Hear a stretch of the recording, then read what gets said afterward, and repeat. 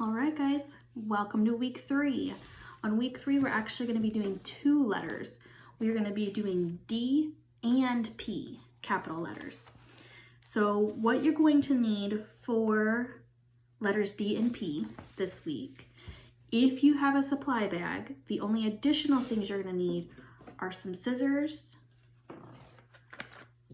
some kind of glue,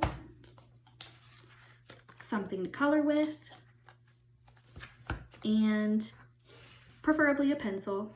If not, you can use one of your colors or a pen. You are also going to need a container with a little bit of water in it.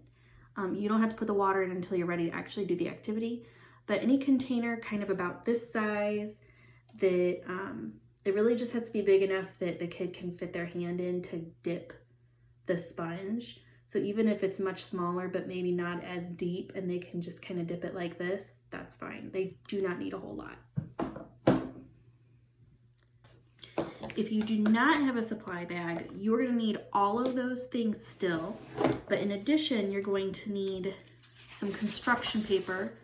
Dark works best, like I have black or a dark blue or a dark purple, just because it contrasts with the chalk better.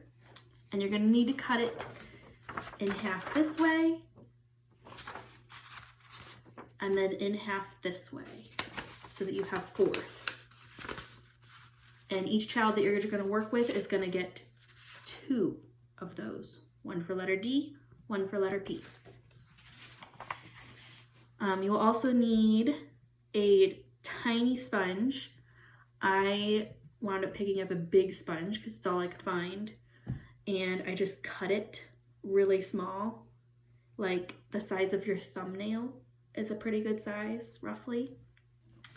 You're also going to need chalk. I couldn't find chalkboard, like just kind of regular chalk, so I found sidewalk chalk, and that will work fine, any kind of chalk. You'll also need a little square of paper towel, like that big, and a stamp or a dotter, or you can use your colors. I have a little paw print stamp. And then you'll also need to print out the worksheets if you don't have the supply bag. And then that should be it. We're really focusing a lot more on our fine motor and kind of some visual motor stuff this week. Not so much gross motor, so we won't really need any like towels or space or anything like that. So once you have all that stuff, you should be good to go.